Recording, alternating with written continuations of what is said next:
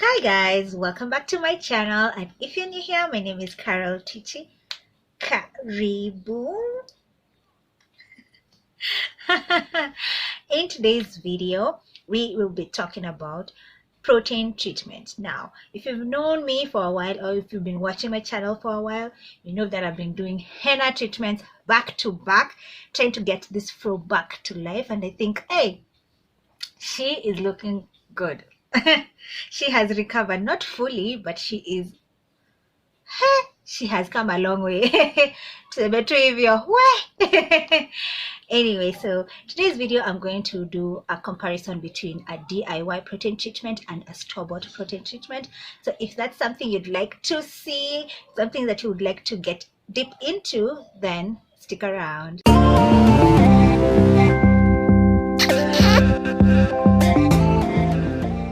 So the two protein treatments that I'll be putting head to head is the Saru Organics Strength Hair Reconstructor Protein Treatment Mask, and this is new in the market. This is one of the newest or the latest releases in the Saru Organics line. Now this is a store-bought protein treatment, like it's ready to slap on your hair, no added work needed, and I'm going to be putting it against the Nupur Henna DIY protein treatment.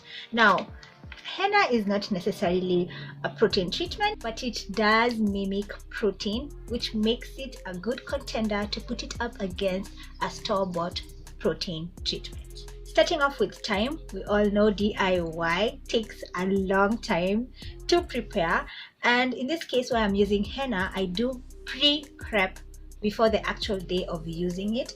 So I do a bulk prepping, and I have a video for that. I'll just put it up here on the link so you can see how I make my henna mix for strength, growth, and volume. Yes.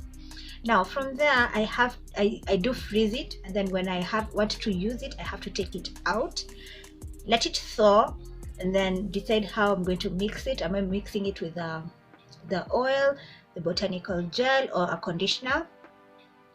Then after that, I have to check the temperature. So if it's still cool because it's from the freezer, I have to create a hot water bath for it before actually applying it on my head. So you see all that work and time compared to what a store-bought, where I just go buy a store-bought protein treatment, apply it on my hair, rinse it out, done, did it, wash day, complete.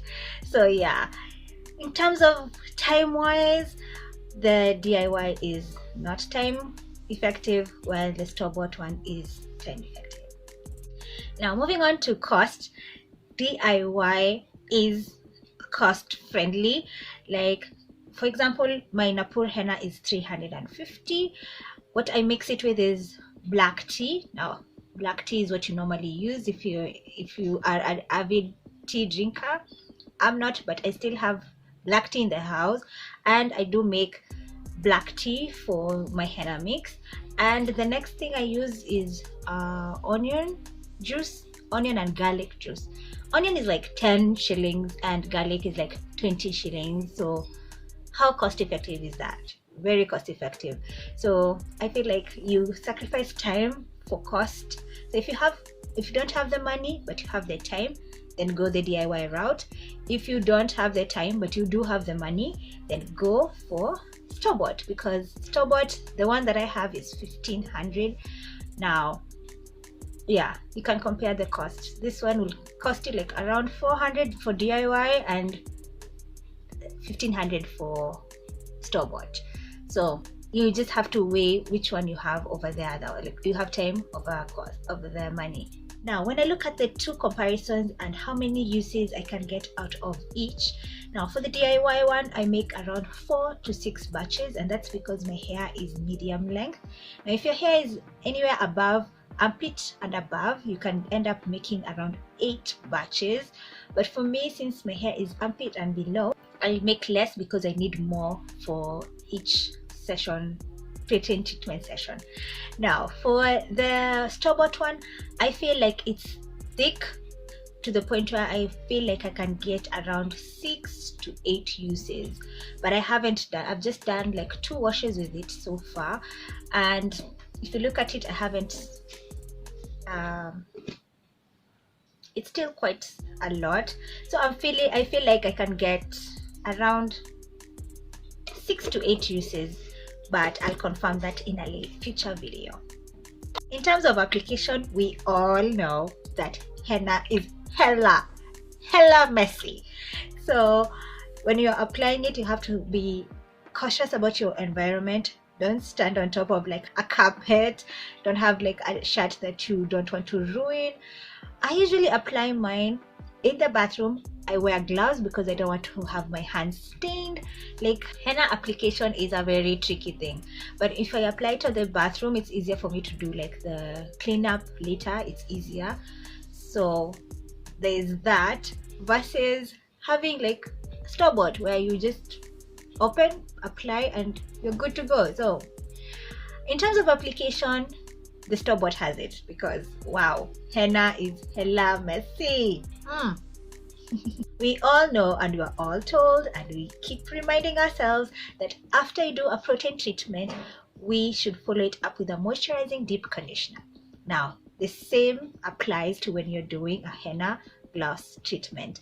Your hair can end up feeling really dry, straw-like, tough, really rough, and you need a moisturizing deep conditioner to balance that out.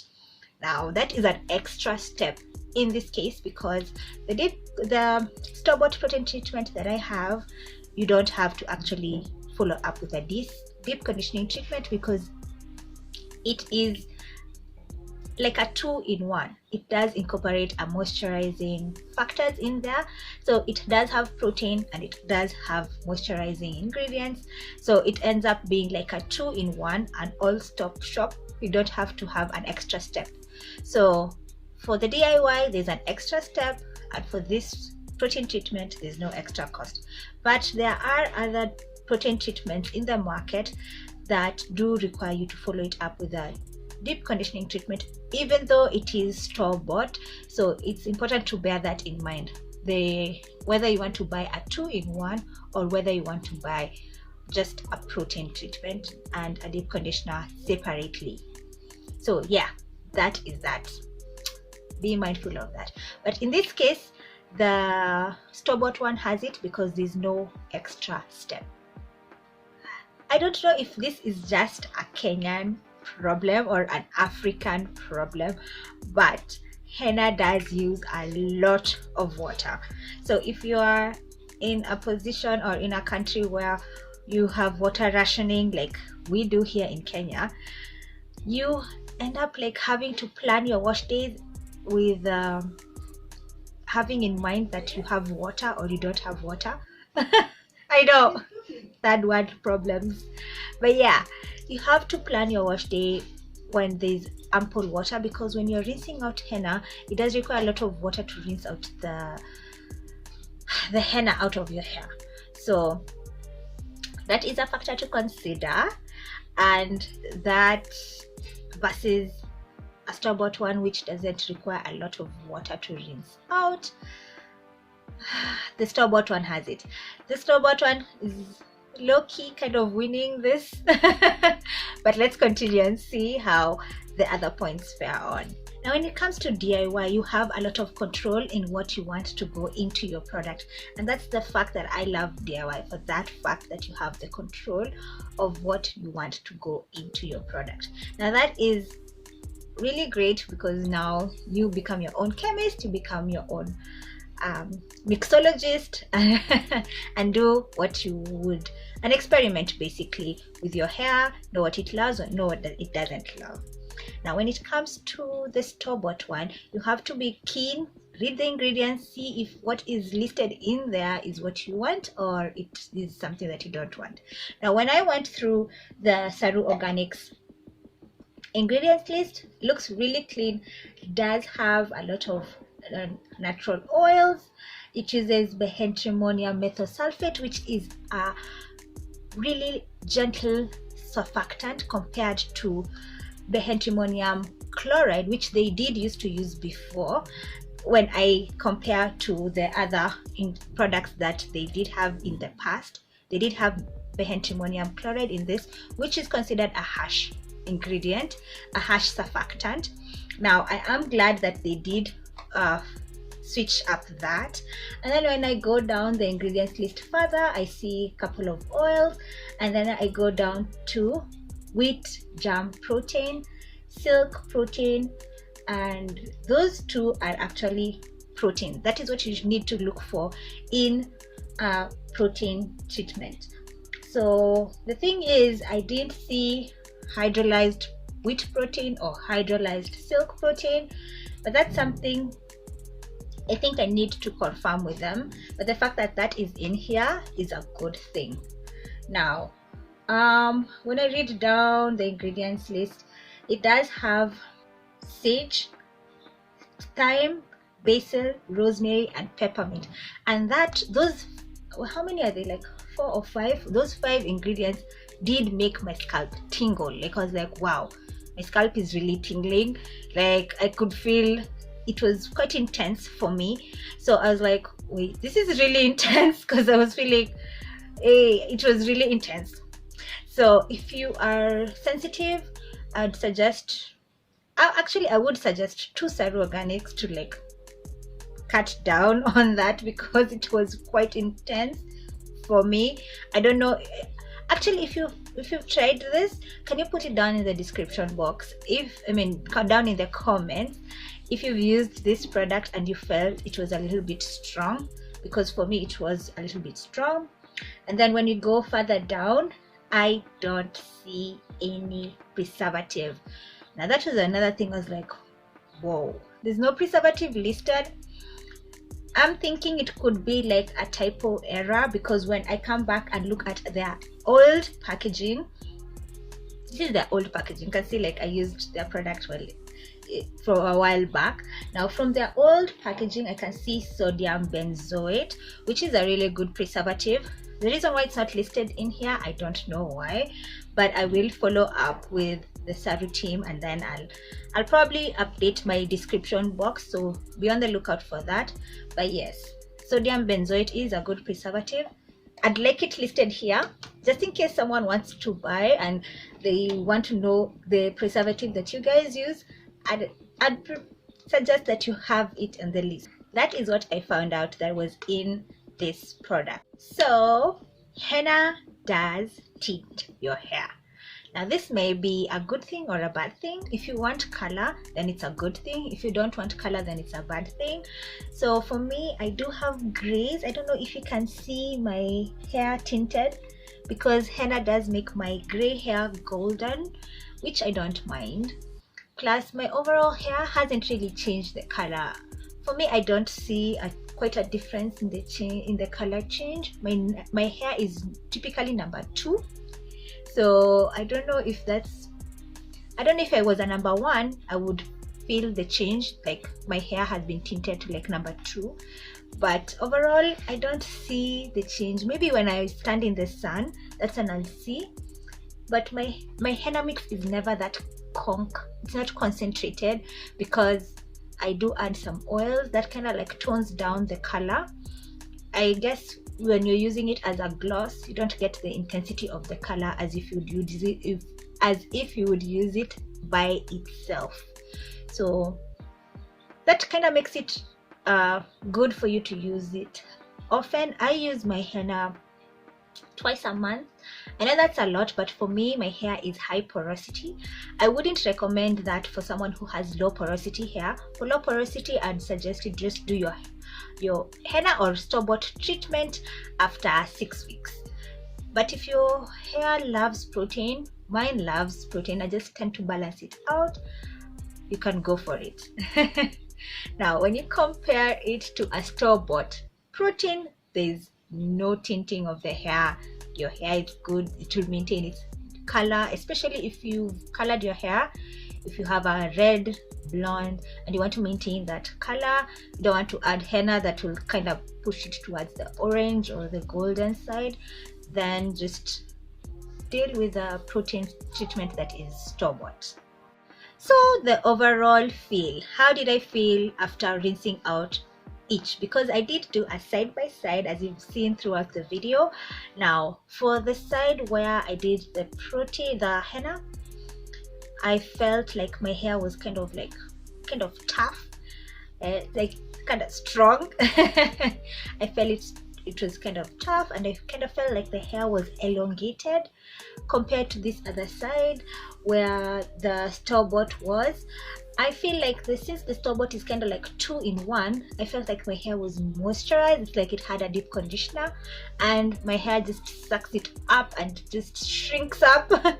So this other side, it was kind of like shrunken up, more moisturized, didn't feel crunchy or crispy compared to this other side.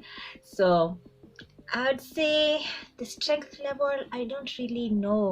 Once I did do the second step of putting the deep conditioner in my hair, I felt like, yeah, it was both were effective. They were equally effective.